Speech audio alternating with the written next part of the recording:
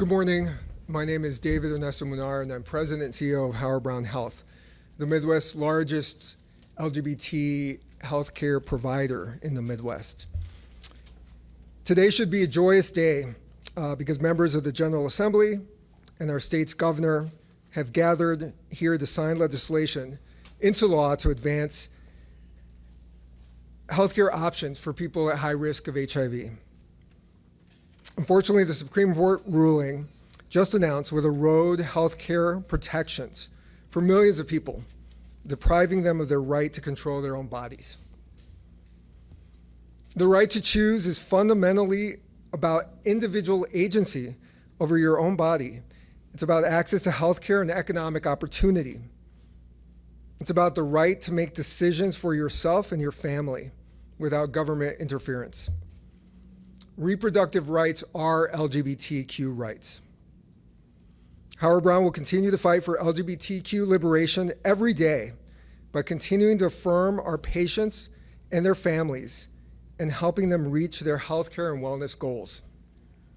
We provide comprehensive sexual and reproductive healthcare to tens of thousands of patients annually.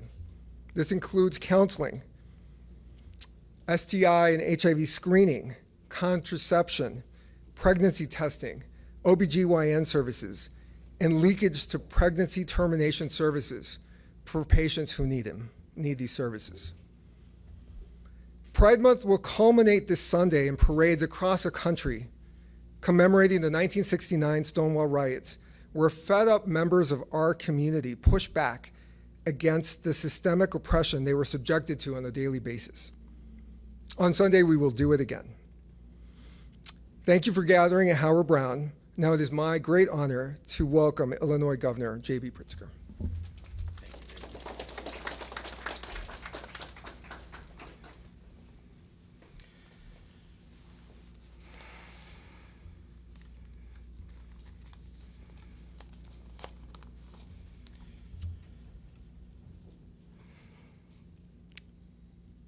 We knew this day was coming.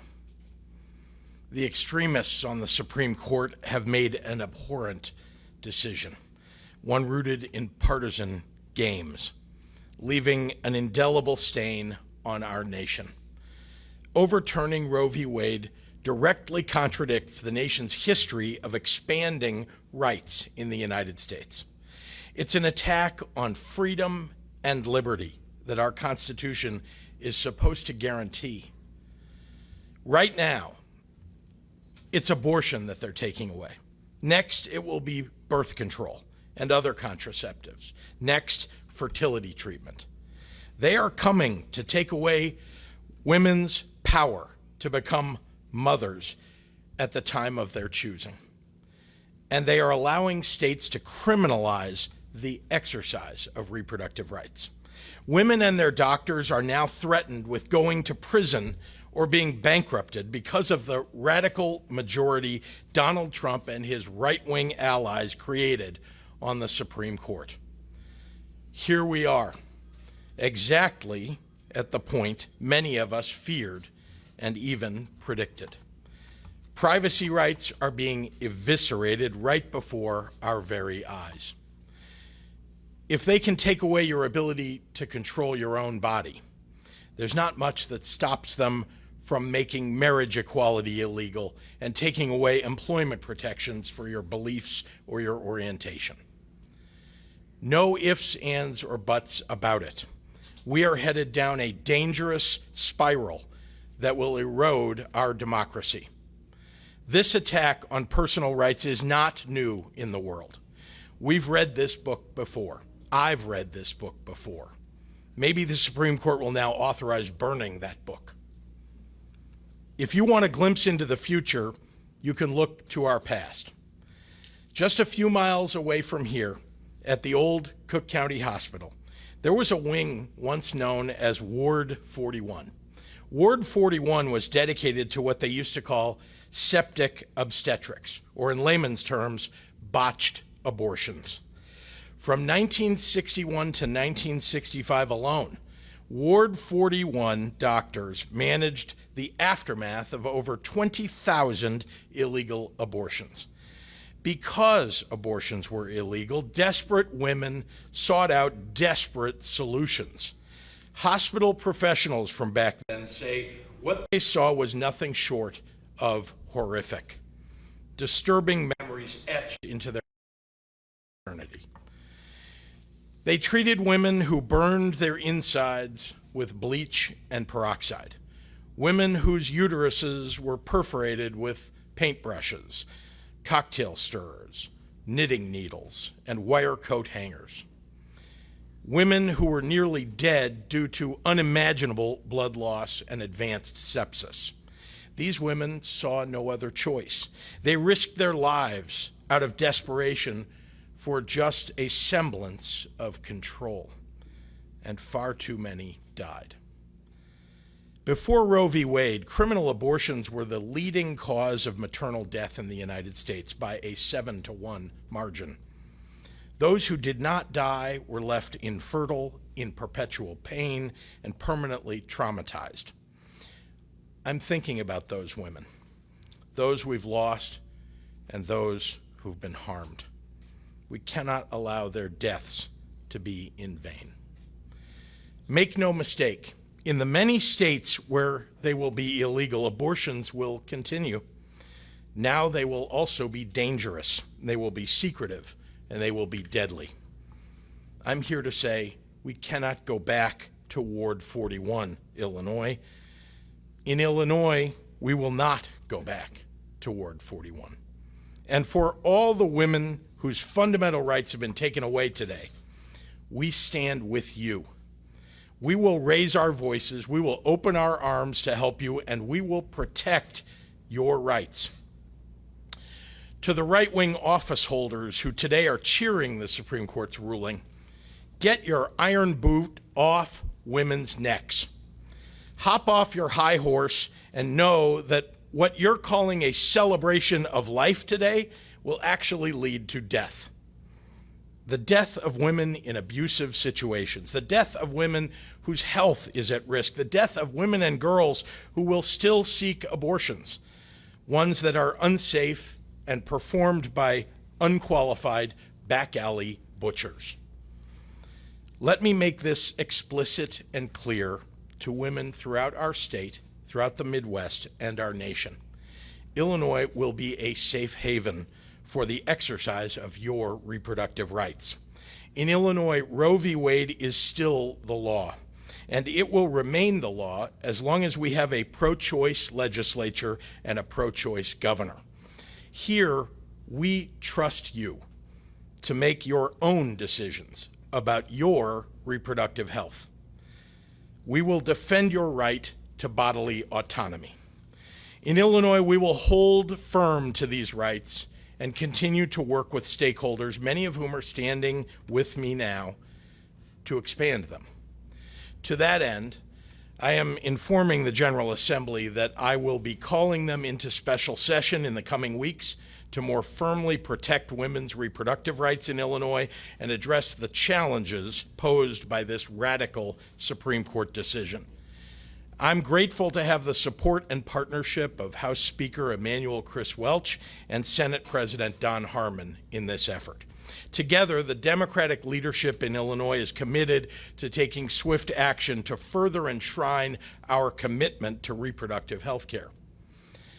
I want to close by speaking to those who have the most at stake in today's decision.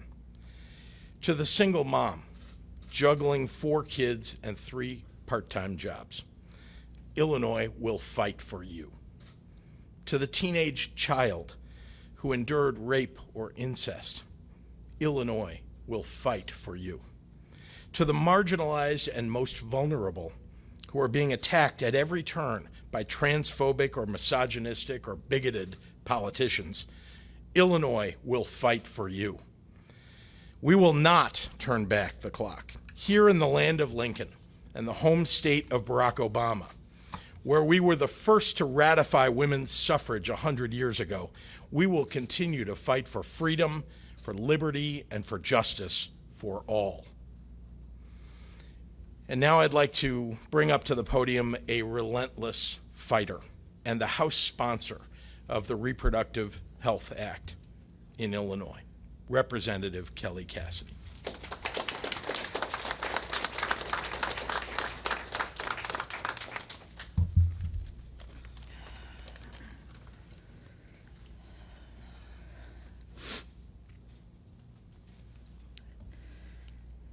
Thank you, Governor. I spent the whole summer of 2019 at bill signings with you saying what a difference a governor makes. And that has never been more true than today. I want to lead with such an important piece. It can't be overstated. Abortion remains legal in Illinois. If you have an appointment, keep it. If you were thinking of making an appointment, make it. We are protecting choice in Illinois. As David mentioned, we were supposed to be here celebrating the passage of the bill granting increased access to PEP and PrEP, which frankly is another part of the reproductive health spectrum as far as I'm concerned. And it's part of the work that we as a state have been very intentionally taking on to build in these protections, build in access to the care that our residents need. Some of us have known this day was coming for years. I'm looking at you, Colleen, and others. But Colleen and I have been working on this together for a very long time. No matter how you prepare, no matter how long you anticipate it, it still hurts. For those not in Illinois, who today lost agency over their bodies, for those here and elsewhere who know that this decision is a roadmap to dismantle the remaining rights. I've referred to my life as a Jenga puzzle, as a queer mom married to a non-binary spouse with a second parent adoption to my kids. Everything teeters on, frankly, Clarence Thomas's concurring opinion, where he set out the roadmap to take away my marriage, my kids' adoption, my ability to work.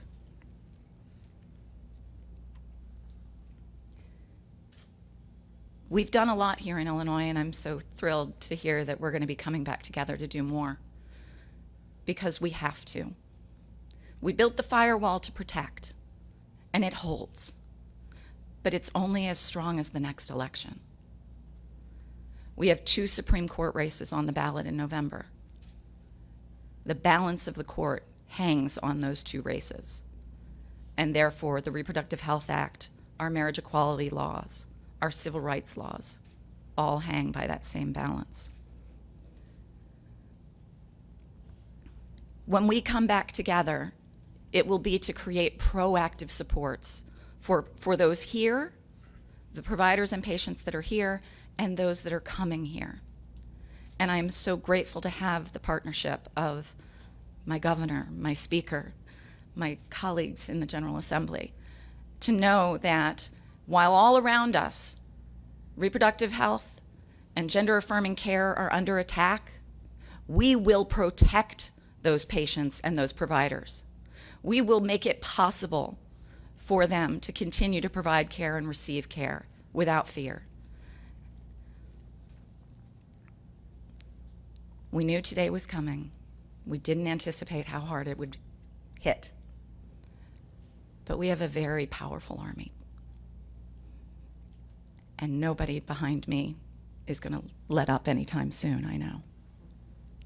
With that, I want to bring up one of those bold fighters, one of my newer colleagues, Senator Christine Pacion-Zayas.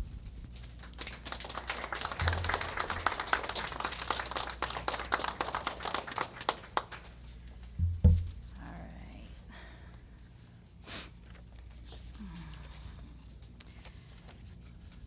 No amount of time could fully prepare us for the egregious decision against bodily autonomy and self-determination our highest court refuses to recognize as a fundamental human right. The bottom line is this: abortion saves lives. No words can meet the level of grief and suffering this decision will cause. Days like today shake the foundation of our nation, and it will go down as a shameful moment in our history.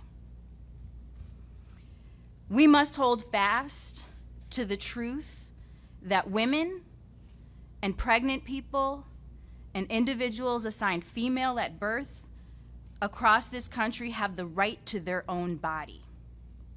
They had that right yesterday, they have that right today, and Illinois upholds that right. It's an unalienable right.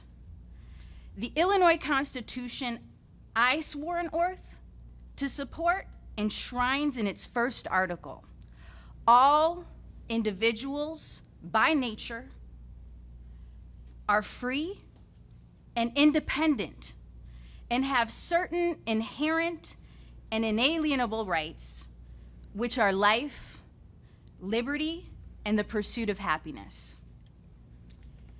I, along with all of my colleagues here in the General Assembly and our governor, will defend that. To deny access to these rights is to deny access to our humanity. And that is something no overreaching court can take from us. Now is that time to unite around the common, inalienable humanity to recognize that while Illinois will remain a haven for your rights, the only state in our region, some won't stop until they obliterate our state's rights to defend a pregnant person's liberty. When I think about the effects of this decision, I think about how am I going to explain this to my kids? I have a son and I have a daughter. And I have to tell one, you have rights, but you don't. I often make policy thinking about how can I explain this to children? This is not explainable. And children have that inherent quality to ask why. There's no way that we can explain ourselves out of this. I think of the people in Georgia, Texas, Oklahoma, and the 23 other states that have introduced hostile legislation limiting abortion and reproductive health care. I think of that pregnant person who may not be able to receive life-saving care due to a doctor's fear of providing that abortion. I think of the people who know they cannot afford to raise a child in these times of inflation and baby formula shortage in a country with the highest maternal mortality rates in the world. No requirement for paid leave following birth, and a healthcare system that lacks equity and support, especially for Black, Indigenous, and Latina people. While I'm so grateful to live in and represent a state that protects our reproductive rights, I know it's a privilege. To women and pregnant people and individuals assigned female at birth across this country seeking an abortion, we are saying that you are welcome in Illinois. We will fight for you, we will support you, we will uplift you, and we will keep you safe. For this primary on Tuesday and November's general election, game on. This is on the ballot. Now it's my honor to introduce Leader Collins.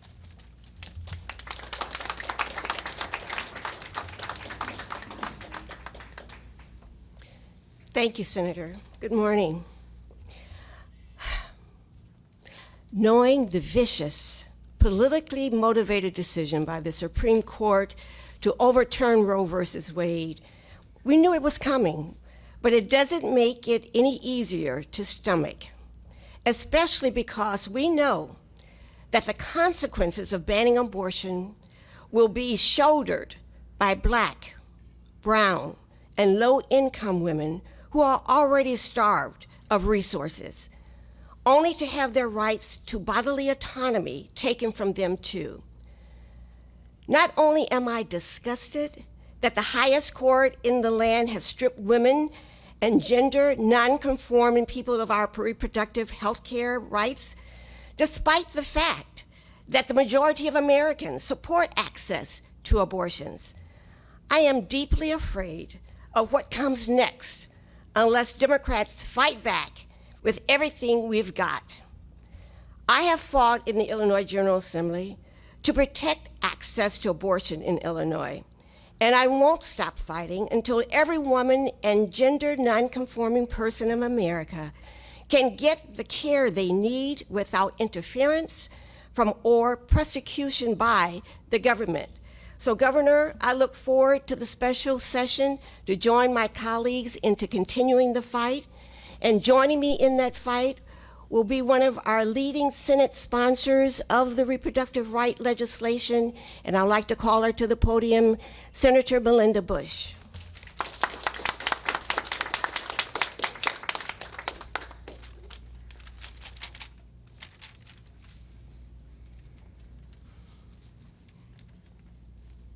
Excuse me. This is a day the sun should not be shining. This is a day we should all be wearing black. Because women just lost their rights to be equal citizens in this country. If we don't have the rights over our own body, we are not free and equal. We are absolutely not free and equal. I was born in the 1950s. I'm a woman who grew up and marched in the streets in the 70s. In 1973, when Roe v. Wade finally became the law of the land. I have friends that had illegal abortions. That's what we called them. I had friends that went to New York because it was legal there and wasn't in the state of Illinois. When we passed the trigger law, HB 40, which took that trigger away should Roe be overturned, and then the Reproductive Health Act, we all believed we were doing what was right in the state of Illinois to say, we trust women to make decisions about their own bodies. That is absolutely the case today. We are so grateful to have a governor who stood with us, who made sure that people that live in Illinois are protected. But this is so much bigger than that. I mean, when you read that now, no longer draft opinion, this is about privacy. This is about taking away marriage equality. This is about taking away those things that they don't believe are our rights. When I woke up this morning, I kept refreshing my screen, thinking, please not today. Please not today. And I don't know how you felt when you saw the news, but I know I felt like my freedom had just been taken away. And look, I am well past the years that I'm going to bear children. But how do we look at our children and tell them that they have less rights in this country than we did? We have to stand together. This is no white flag. Be clear. When we passed the Reproductive Health Act in the Illinois Senate, and I know it was the same in the House, not one Republican supported the Reproductive Health Act. And I've said it before and I'll say it again. I talked to every one of them and gave them the opportunity to be part of saying it is important to make sure that we have bodily autonomy. Not one of them. Be clear. When we elected Donald Trump, and we did as a country, this is what we created. No one thought he was going to win. I don't know, maybe some of you out there did. I didn't.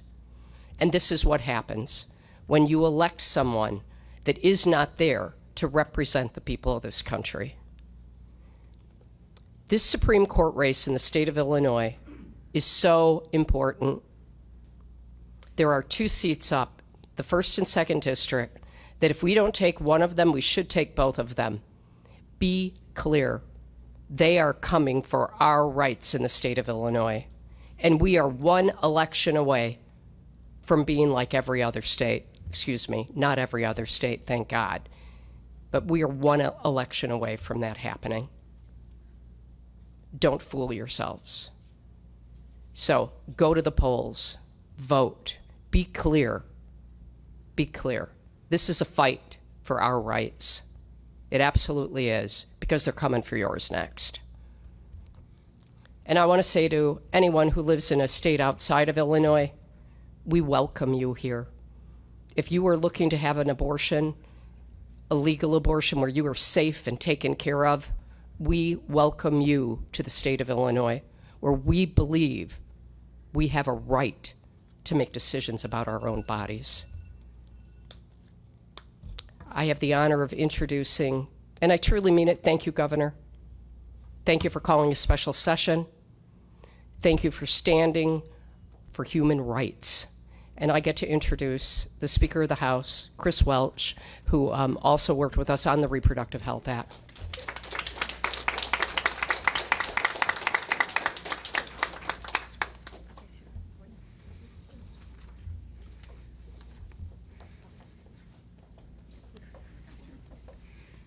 Thank you, Senator Bush. Last month, when that draft opinion was leaked, I stood here alongside my Democratic colleagues that rainy morning because Mother Nature was crying. She was weeping. We stood here alongside each other because we knew that in January of 1973, the Supreme Court got it right. We knew that that draft opinion was so detailed that this day was coming. But it doesn't make it any easier. It doesn't make it any easier at all.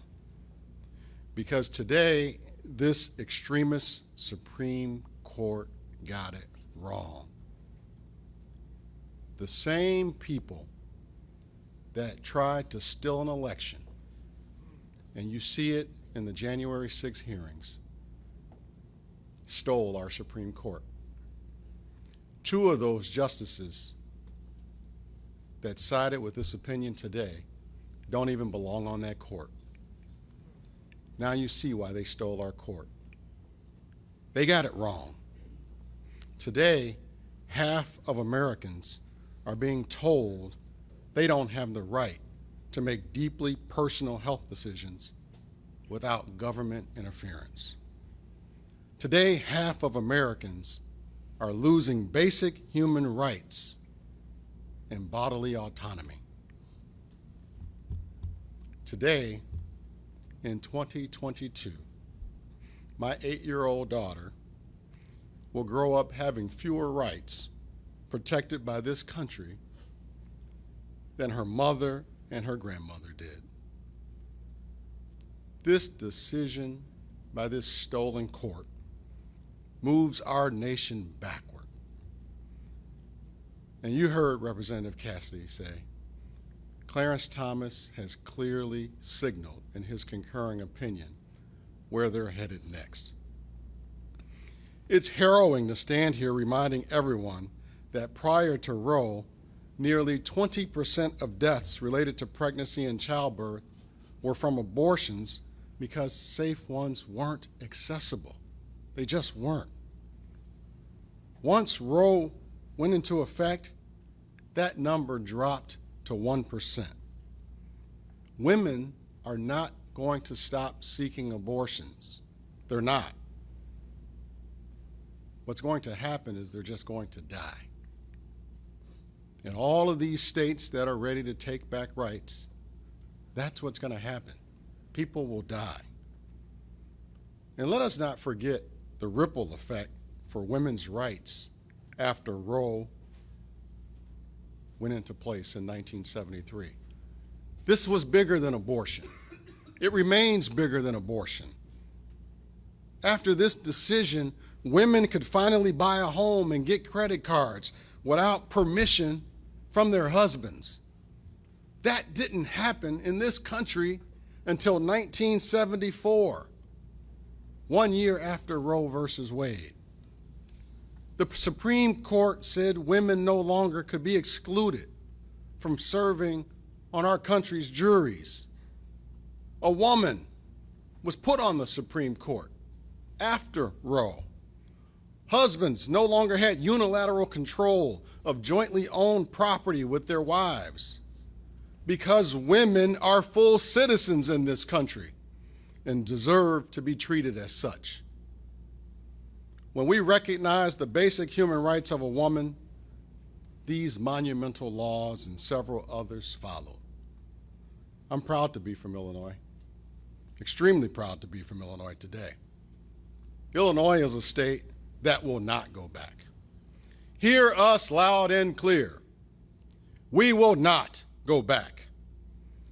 I know that to be the case because of Kelly Cassidy, because of Melinda Bush, because of the strong women and advocates standing alongside me today. They worked hard in preparation for this day, and we hoped it would never come. And as a result of their efforts, we've safeguarded the right to choose in Illinois, regardless of what this stolen court says. And they will do everything in their power to ensure reproductive freedom remains the law of the land in Illinois, as it is today. Please know that you will always have our support as long as you get out there and go to the polls and vote for people that believe you have a right to determine what happens with your own body. This power is in you, in your vote.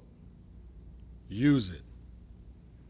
And yes, we will be joining the governor in his call next month to make sure that not even devastatingly incorrect decisions by the Supreme Court will put the health of women in jeopardy here in Illinois. The House will be joining the governor in Springfield to continue to get the work done for the people of this great state. I'm happy to introduce the general, the man who recognizes that laws are important, that settled precedent shouldn't be overturned. Please welcome to the microphone our Attorney General, General Kwame Raoul. Thank you.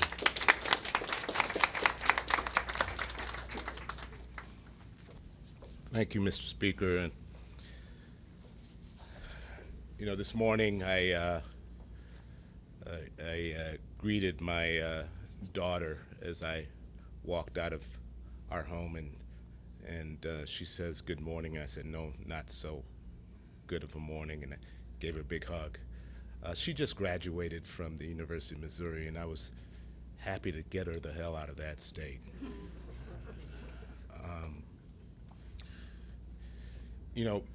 In Missouri, they have a trigger law that now goes into effect that makes abortion illegal in Missouri. Not only that, they have proposed legislation that would give citizens the right to sue if women would come across border here into Illinois to seek abortion and reproductive health care. In Kentucky, another bordering state, they have a trigger law that now makes abortion illegal in the state of Missouri. In Wisconsin, they have a 1849 law that criminalizes abortion. And in Iowa, the Supreme Court overturned a decision that made abortion a fundamental right.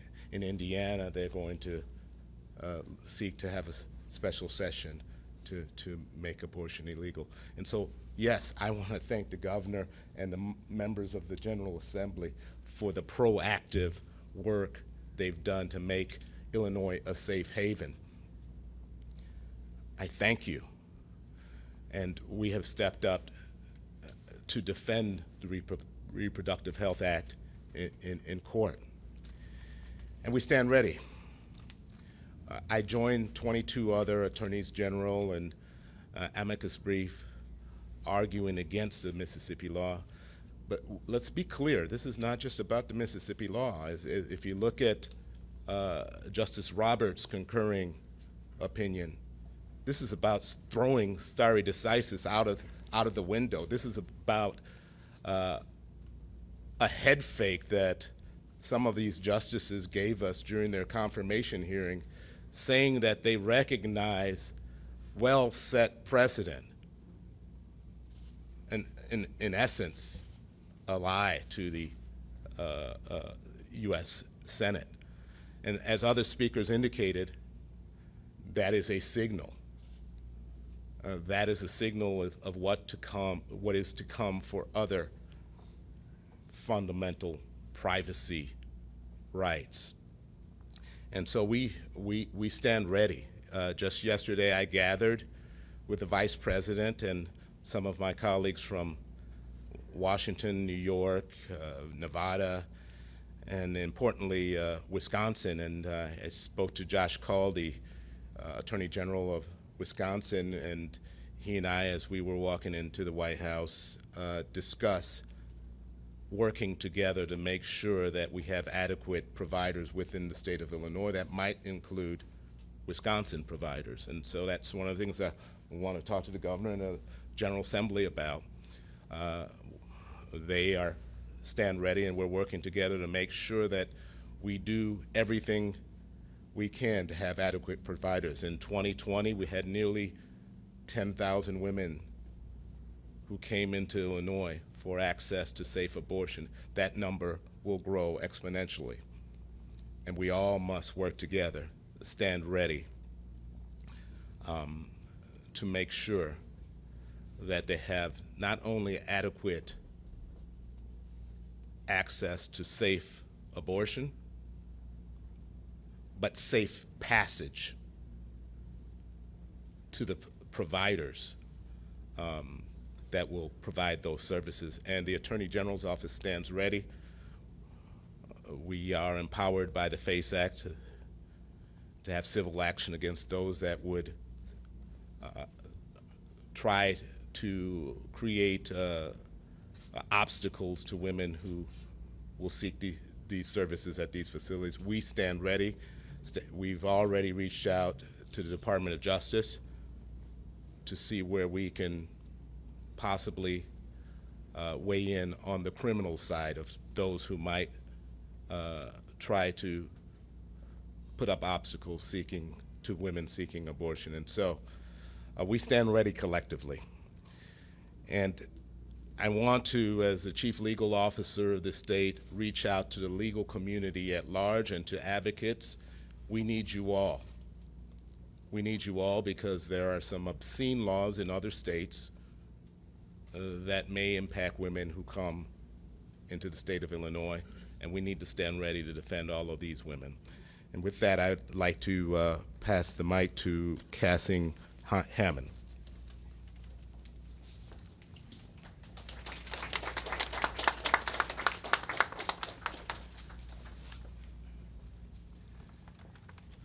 Thank you very much. Today, the Supreme Court issued a ruling that denies women their fundamental right to abortion care. A group of attorneys, none of them licensed to practice medicine, have just committed medical malpractice. They're exposing women to the devastating, heartbreaking, and often dangerous effects of troubled pregnancy. Now, I know a lot more about this than those 9 attorneys on the Supreme Court. I'm Dr. Cassie Hammond. I have performed complex abortions for more than 30 years. I have been responsible for abortion education at a major university hospital for more than 25 years. I have led the nation's largest professional association of abortion providers. In January, I helped form a group called the Illinois Coalition of Abortion Providers to preempt the very tragic consequences that I believe we will see from today's Supreme Court ruling.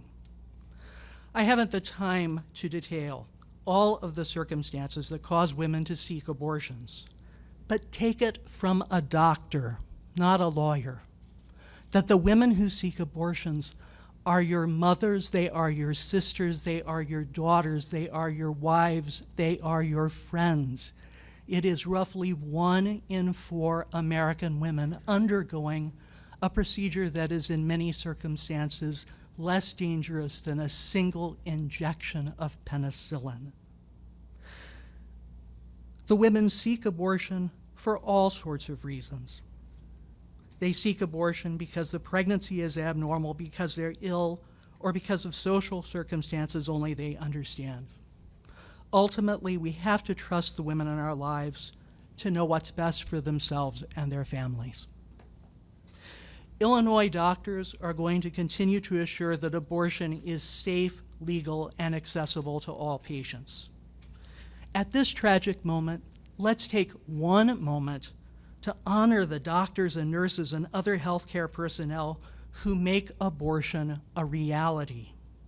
Let us acknowledge that those who provide abortion care do so as a courageous act of conscience. We do abortions because of our professional integrity and because we have a moral compass. Abortion is an act that we understand, that demonstrates that we understand that reproductive rights are human rights, that they are fundamental to women's health, their equality, their dignity, and their self-determination. Thanks to Governor Pritzker, Representative Cassidy, and so many others who I'm honored to be with here today, Chicago and Illinois will, for the time being, remain a safe haven for people who need this very important procedure. And all of us who provide abortions, we're going to be here. We're still going to be doing abortions. We are still going to be here helping the women who need us at a time when they really need us the most. Thank you. Could you spell your name, please? I'm sorry? Could you spell your name, please? First name is Cassing, C-A-S-S-I-N-G, and last name is Hammond, like Hammond, Indiana.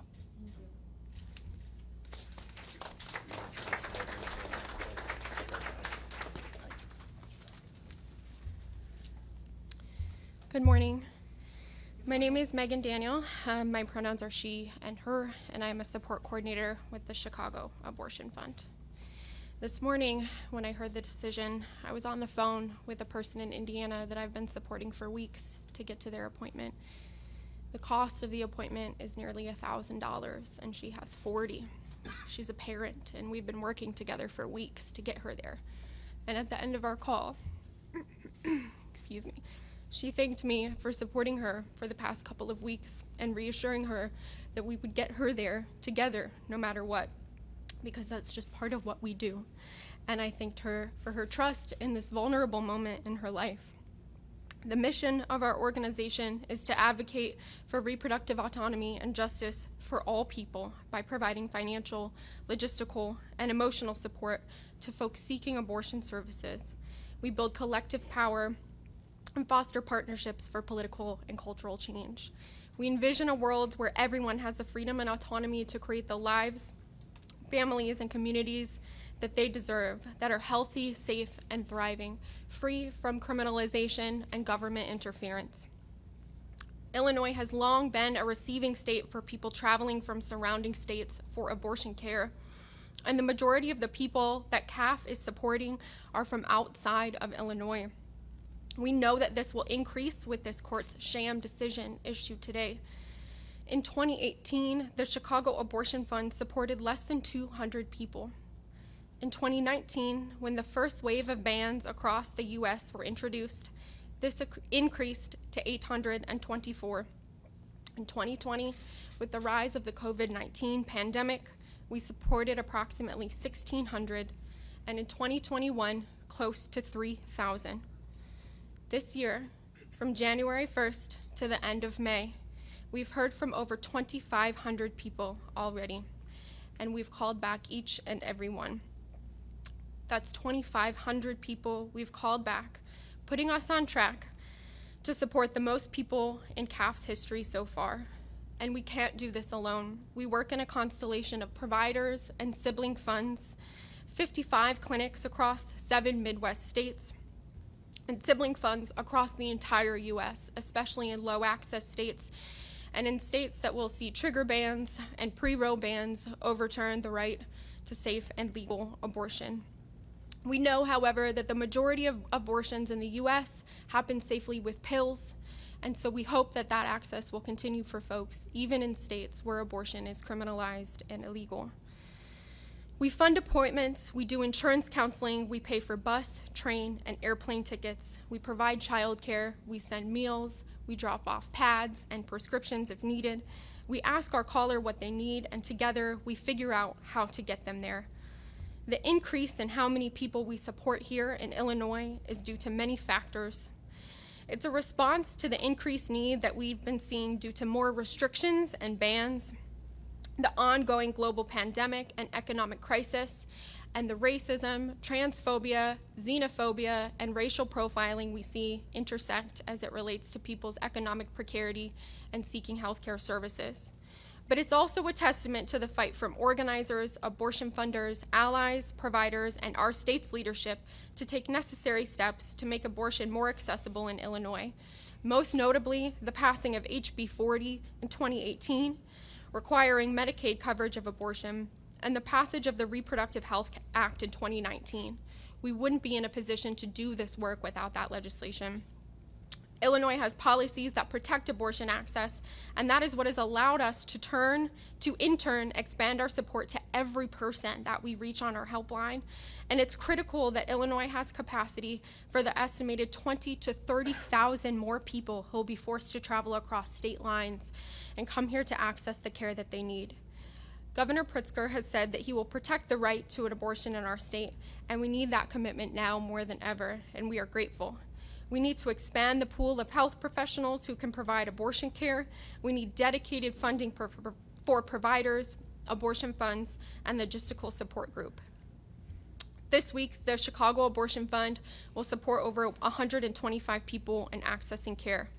There is no single story or identity that can articulate the experiences of our callers, and each case is different. However, each of our callers is facing barriers to what should be accessible, affordable, and affirming care. Today's decision means that more people across the U.S. will be facing these barriers in their search for care, either immediately or in the coming months. Abortion funds make access a reality while we are working towards a future where these bans are eradicated, where we don't rely on the courts to debate our autonomy, where everyone can access the care they need no matter what, no matter who they are, and no matter where they're from. But we need your support, and we need our community.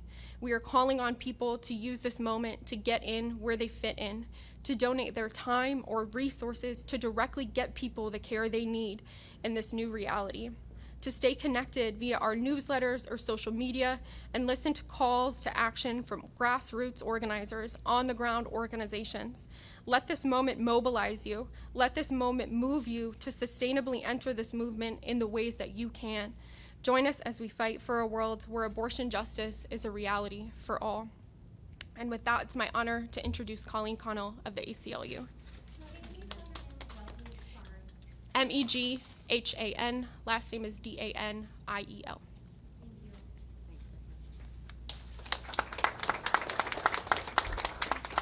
Hello, I'm Colleen Connell. I'm the Executive Director of the ACLU of Illinois.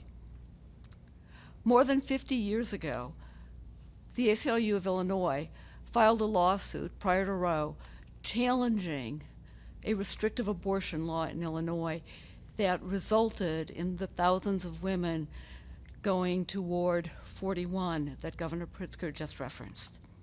Our doctor, who was the plaintiff in that case, was the doctor who performed abortions or also helped women in Ward 41 recover from the impact of a dangerous illegal abortion.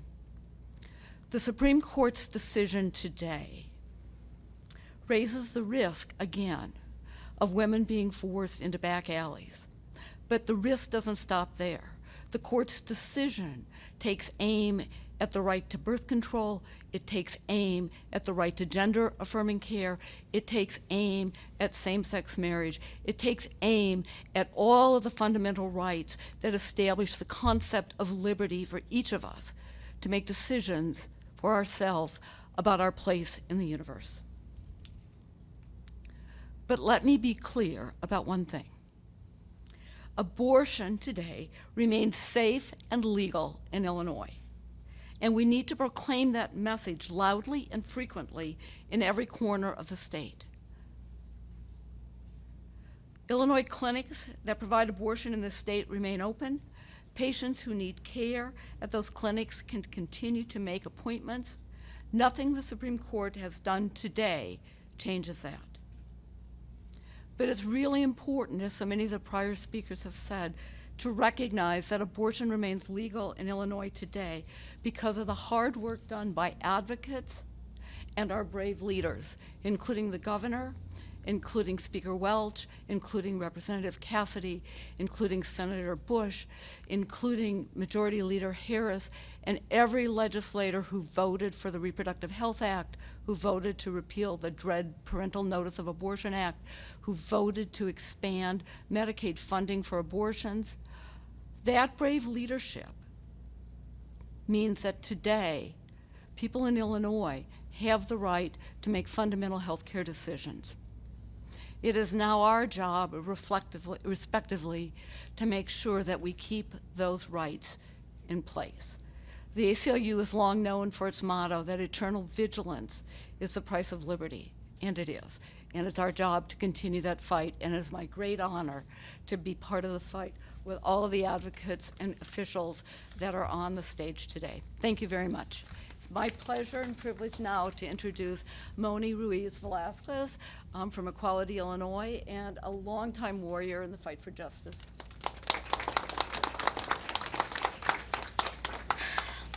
Buenos dias. My name is Moni Ruiz Velasco. My pronouns are she, her. I am the Deputy Director at Equality, Illinois. Equality, Illinois, the state's LGBTQ civil rights organization, is outraged by the U.S. Supreme Court's majority decision in the Dobbs case today, which takes unprecedented steps at overturning almost 50 years of precedent that protect abortion and reproductive health care for women and people who can get pregnant. The Dobbs decision is not only about the denial of abortion and reproductive health care, but about the denial of our bodily autonomy.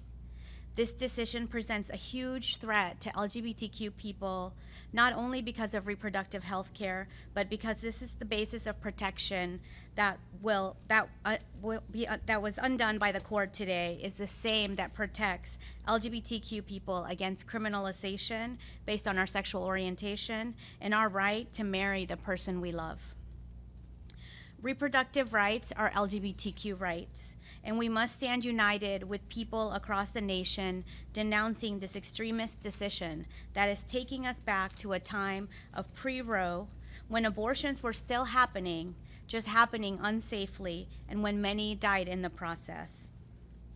Just want to be clear that the court's decision is a frontal attack against LGBTQ communities, against people of color, and against those living in poverty, against immigrant communities. Equality Illinois is committed to undoing the harm that is being caused by the Supreme Court's radical decision by continuing to advocate and lead on pro-choice, pro-LGBTQ state legislation, by continuing to organize and mobilize along those of impacted communities, and by using our political power to affect change through our vote. To be clear, this decision has a monumental impact on the lives and freedom of women and people who can get pregnant across this country. And I want to invite everyone to join us, because it is so important to vote in the coming elections, but it is also important to turn our grief and our outrage in the streets. And we will be at Federal Plaza today at 5:30. There is a coalition of organizations, many of them who are here, who will be joining this afternoon at 5:30 at Federal Plaza. So please join us there, and join us with your vote, because we need to continue to elect pro-LGBTQ and pro-choice candidates here in Illinois and across the country. And now I want to call Governor Pritzker back, who will answer some questions. Thank you, Governor. Happy to take any questions from members of the media. Governor, could you explicitly say what you want to be done in this special session?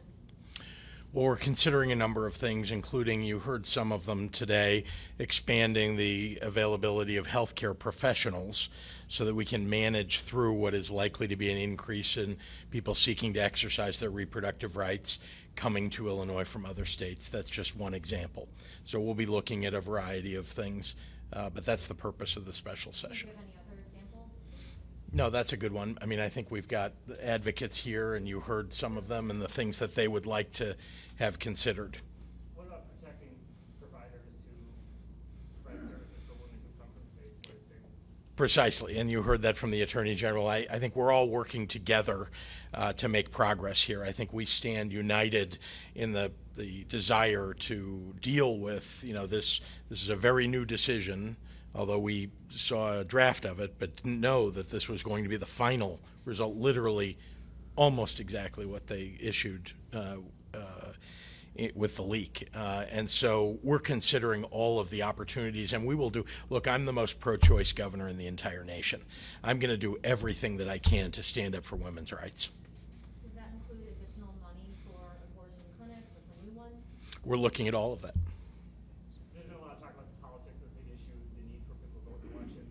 Do you see this ruling as having the possibility to galvanize folks on the other side, get their folks out to the polls either on Tuesday in November, and what do you need to do without that energy? They already galvanized. They elected Donald Trump, and you see the result now of the Supreme Court that he put in place. But what about here in Illinois, where Republicans are looking to erode protections that The majority of people, in fact, a strong majority of people in the state of Illinois are pro-choice. We've elected pro-choice legislators. We've elected pro-choice leaders statewide. The people of Illinois want to maintain these rights, and so they are going to act accordingly. I believe that people are going to come out and vote in very big numbers to protect their individual rights. Can you explain the amount of money that Illinois has now to spend on those coming from other states to have abortions here? How many individuals might that cover? Is there any?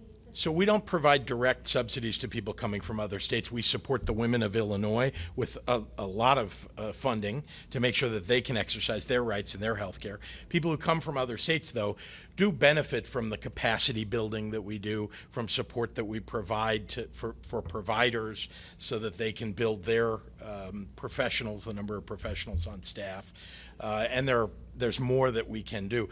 But let me be clear. I mean, we start first and foremost protecting the people of Illinois and the women of Illinois. And now we are definitely going to see many more people coming to the state, even than we saw over the last year.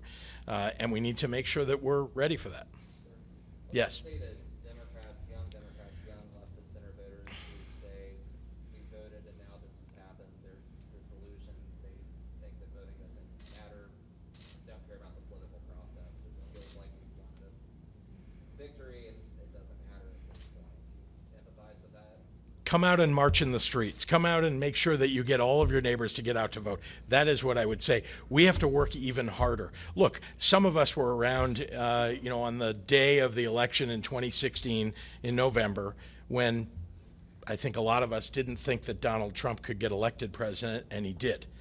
And all of us that are standing here decided we're going to work even harder.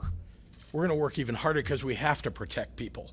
And so I would implore young people who are getting involved that their rights are being taken away. It's time for them to march in the streets. It's time for them to do their duty to get voters out to vote to protect their rights.